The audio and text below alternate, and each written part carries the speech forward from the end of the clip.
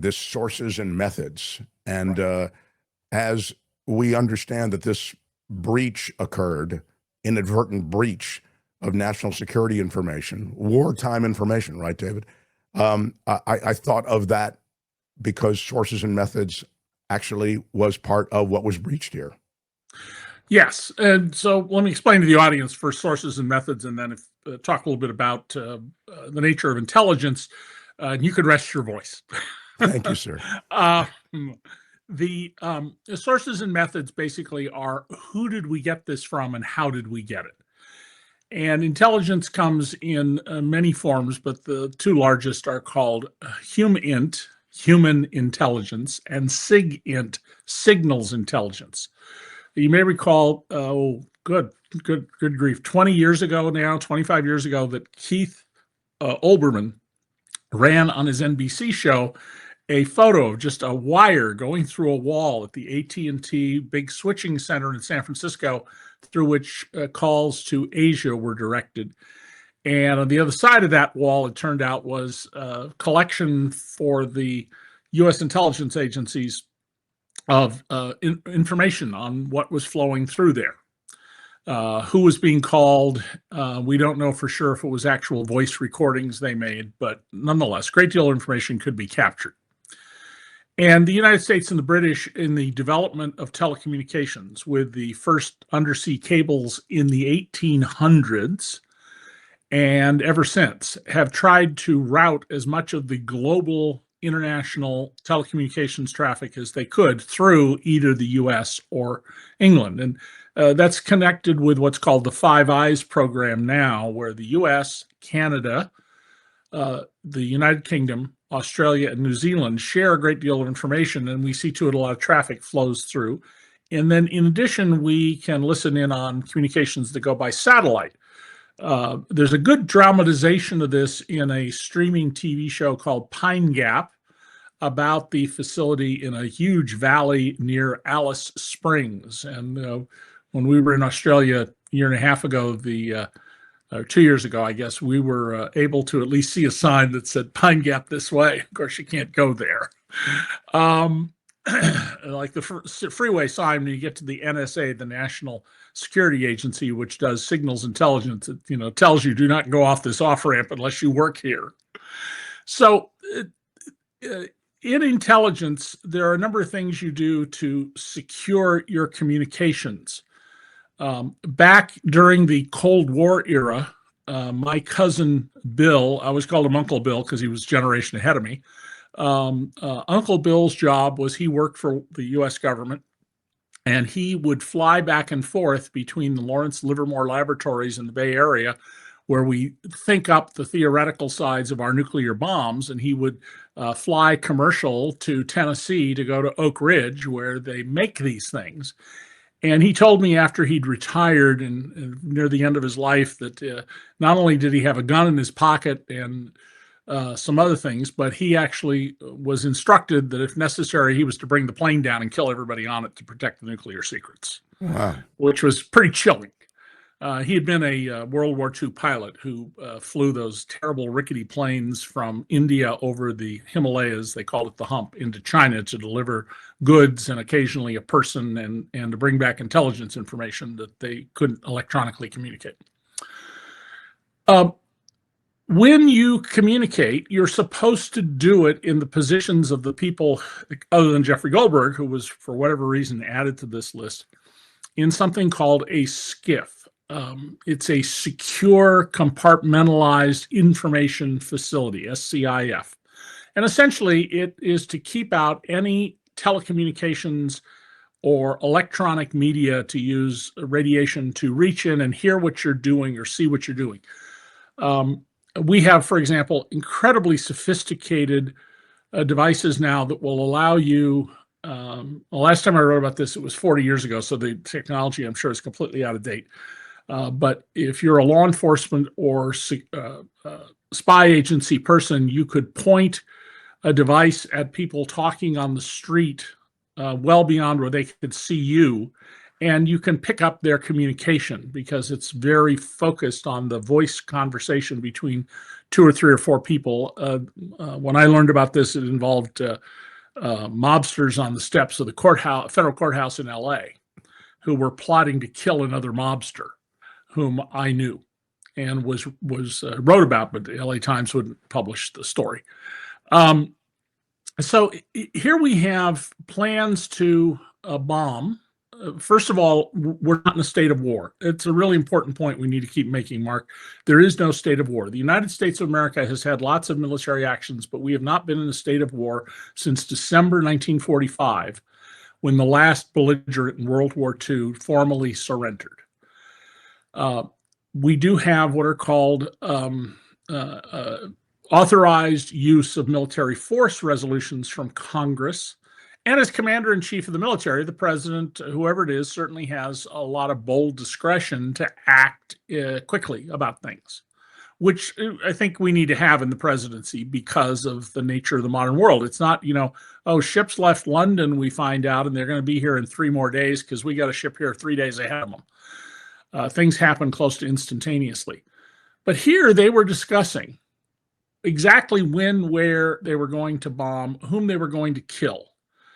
Now, it may well be that foreign adversaries listened in on this and took no action because they didn't want to reveal they had that capability.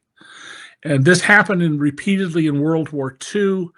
We know about that because there are a variety of books that were written about this, describing specific incidents. So discussing this not via a skiff and the very expensive secure systems you and I as taxpayers pay for to protect our national security is an outrageous action. It should result in the removal of every one of the, I think it was 15 people that were on what amounts to a text message chain. Yeah, here they are.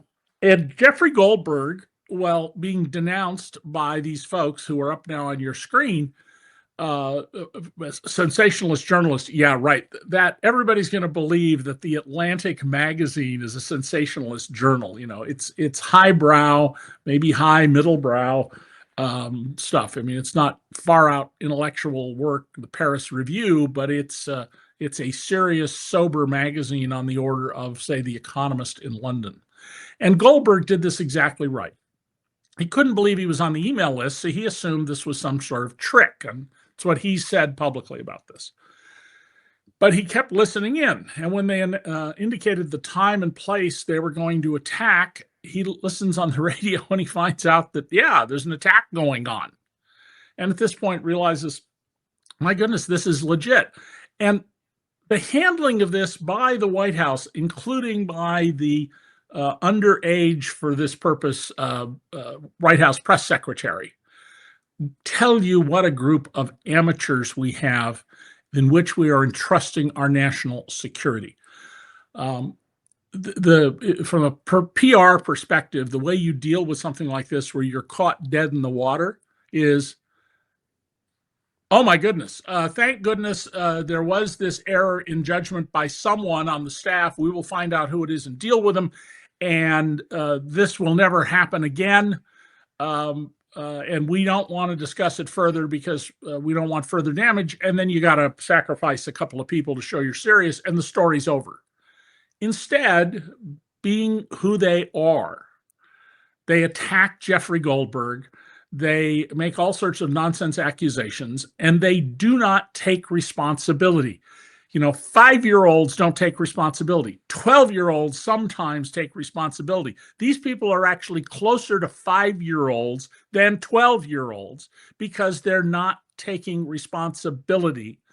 They're acting in a juvenile fashion. But the whole MAGA movement, I would argue, consists of people who, this is how I wish things were, therefore that must be how they are.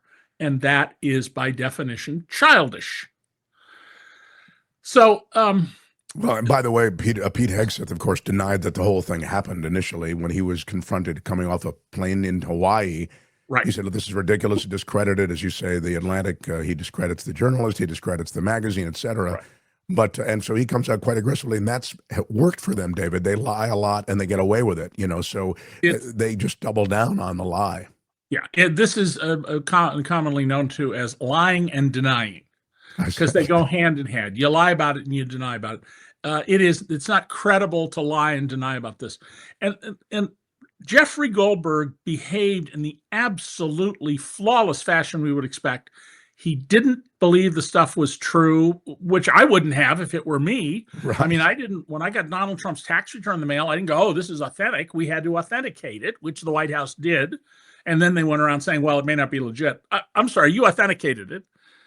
Secondly, he kept in close follow to what was happening and looked for other sources of what was happening in the world. And then when he wrote about this Monday morning, he did not reveal anything that would be useful. He used a phrase, something along the lines of, I'm not going to tell you what's in it, but I'll tell you about what's in it. And he provided enough detail to have plenty of credibility about this. So he behaved in flawless fashion. There is no grounds that I've seen to in any way criticize Jeffrey Goldberg's handling of this. And journalists end up with national security secrets for all sorts of reasons. There are people who leak, their documents accidentally or unintentionally get put in the public record, and you find them.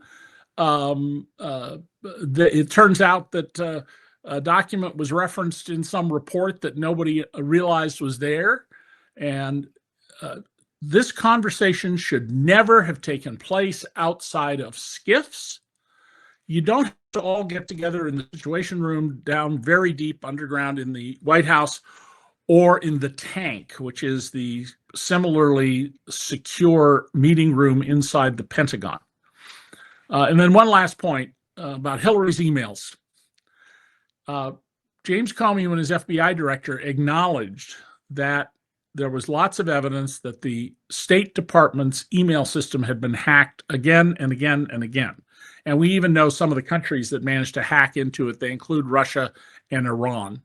And for some reason, I think Israel, but that could be just brain mistake.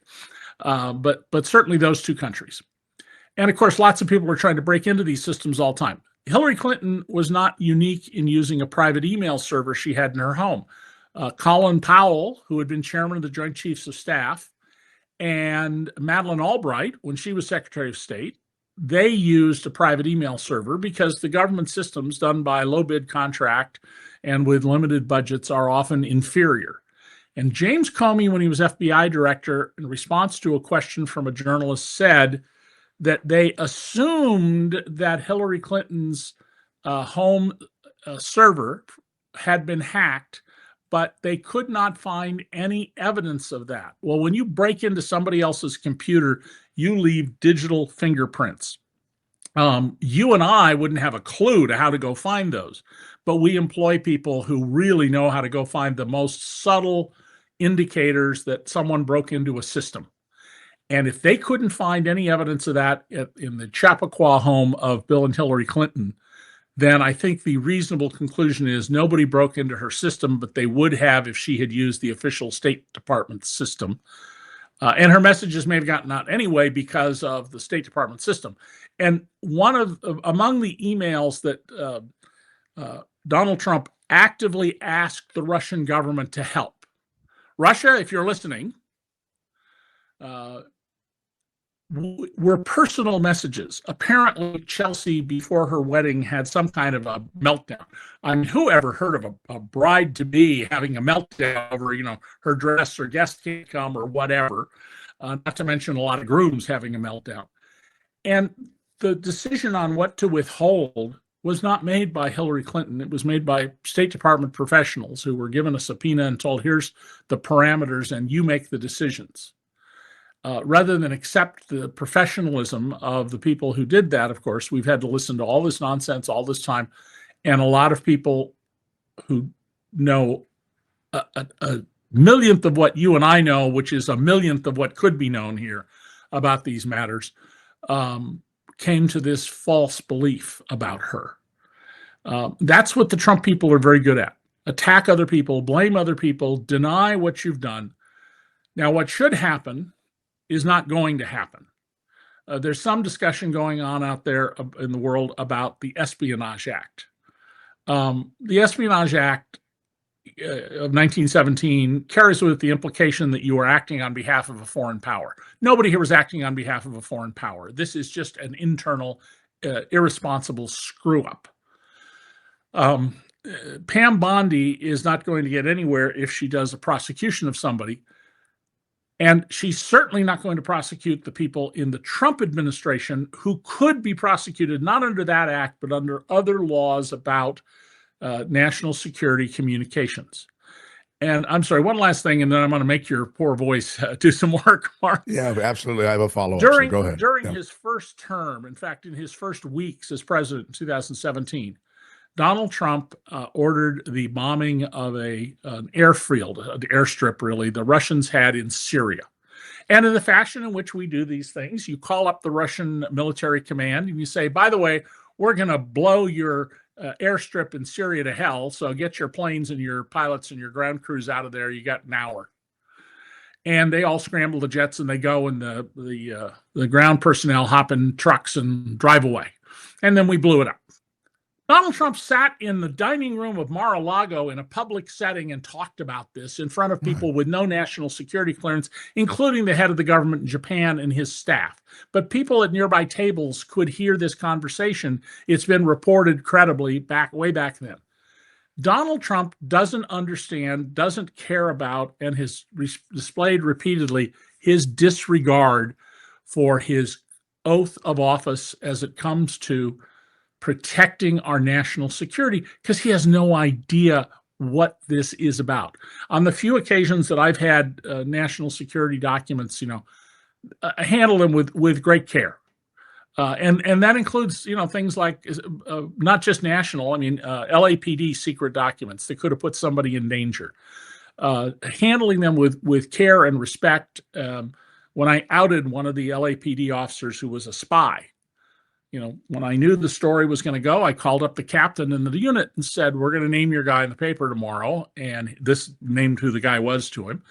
And if you feel you need to move him, you've got until about 9 o'clock when the first papers will roll off the press. This is pre-internet. Sure. Those are the things you do in these areas. And if any other president had done this, and then defended it by saying, I don't know anything about this, which is what Donald said. Boy, can you imagine if Barack Obama had done that, what the Republicans would be saying? If Joe Biden or Bill Clinton or LBJ or John F. Kennedy, what they would be saying. This is a move that you'll find more with Trump, which is the question comes from a reporter. He knows nothing about it. And then he goes, well, I'm sorry, what do you mean by that? The reporter then explains what the question is in regard to, and then he opines on it in the moment. He literally has no opinion or knowledge of it prior to that moment. I want to play for you. But he has time to be chairman of the board at the Kennedy Center. He's going to redo the Kennedy Center lineup. Pete Buttigieg said that it would take far less danger to national security to put someone in military jail. Yeah. Oh, yes. Do you have the active duty military officer involved in this absolutely could be subject to the Code of Military Justice, and it would be a very, very serious breach. But I believe everyone here was a civilian. Right. Technically, David. If you're a military officer, you're subject to recall up to the age of 70. Oh, that's fascinating. We don't need to get technical. I didn't know that. Play for David the Buttigieg comments, just because Buttigieg was mentioned here. Thank you, Tony. Yeah, because this is all a game to them. Nobody in Donald Trump's family is on a ship in the Mediterranean. Nobody in Elon Musk's family is at risk from the kinds of economic or security harms that are going on here. They think all of this is a joke or a game because these are incredibly rich, powerful men who, frankly, don't have to worry about the kinds of things most Americans do. And look, this is part of a bigger pattern, right? The sloppiness and the incompetence, whether it's firing the people who were in charge of keeping our nuclear weapons safe, apparently by accident, and then scrambling to hire them back on, whether it's sending an email to try to buy out air traffic controllers in the middle of an air traffic control shortage, and then scrambling after a plane crash to say, oh, that never applied to them, whether it's that Doge site, their so-called wall of receipts, thinking that they were proving that they saved the taxpayer $8 billion with a B, not realizing that the contract they were talking about was $8 million with an M, which means they were off by 100,000%. And now this incredibly grave and serious matter of taking classified information about American battle plans involving American troops and randomly sending those battle plans to the wrong guy. If they don't understand the seriousness of that, then they don't understand how their jobs affect the lives of ordinary American people. And as an American, having the most powerful people in your country not take their responsibilities seriously can be lethal. You know, every day I was in Afghanistan, I knew that I could die because of an intelligence failure, that if certain information about what I was doing got into the wrong hands, that could cost me my life. But I also knew that everybody in my chain of command, up and down, from the gunny sergeant sitting next to me in a vehicle, to the colonel, to the then Secretary of Defense and President of the United States, took my security and the security of all of our troops seriously, took the responsibility, the life and death responsibility they had seriously, and would keep me safe. Do you think so much? Thank you for that. So I, at the end of all of this, wonder how long Mike Waltz has, for example. He's the National Security Advisor who put together this crew on Signal. I mean, somebody you would think in a normal administration, maybe several people, but in this administration, anything goes, and maybe no one will pay the price. But normally I would say Mike Waltz won't last to the end of the week. Normally, I would have said Mike Waltz and Pete Hegseth and some others wouldn't have lasted until the end of the week. But this is not a normal administration. This is an administration setting itself up in its dictatorial fashion to be unaccountable. There's something very important to what Pete Hegseth said here. We know that the Iranians, who we made an enemy of 71 years ago by overthrowing their democratically elected leader, and since then have so messed up our relationship with Tehran that 1,000 years of enmity between the Russians and the Iranians has driven them into partnership. Unbelievable geopolitical blunder of the first water. They're listening in on us as best they can. And Iran is the most sophisticated country in the Middle East, by far. The oldest culture, great mathematicians, and they're trying to build nuclear bombs under very difficult circumstances from their point of view. And if they had captured this information, they could have had something set up to kill our pilots before they killed people on the ground. So Buttigieg is exactly right about this. If you're in the military, you have to trust the people above you. Now, they might have to make a terrible decision. We know something and we know they're going to kill a group of our soldiers. And if we reveal that, it'll take away all of our intelligence on something. So we have to let those people die. That's one of the awful realities of the war, of algebra of war. But that's not what happened here. This is gratuitous. This is amateur hour. And just remember, Donald Trump, I only hire the best people, only the best, always the best, only the best. And it's a complete and utter lie, and it's putting us in danger. And thank goodness that they made this mistake, because otherwise we would have no idea, no evidence whatsoever, and they would probably get sloppier as things go by. Because the fact is, if you don't follow a rigid protocol over time, it tends to deteriorate. Well, one of the things I liked about that Buttigieg run was the fact that he detailed other aspects of their recklessness. The Doge recklessness is unconscionable.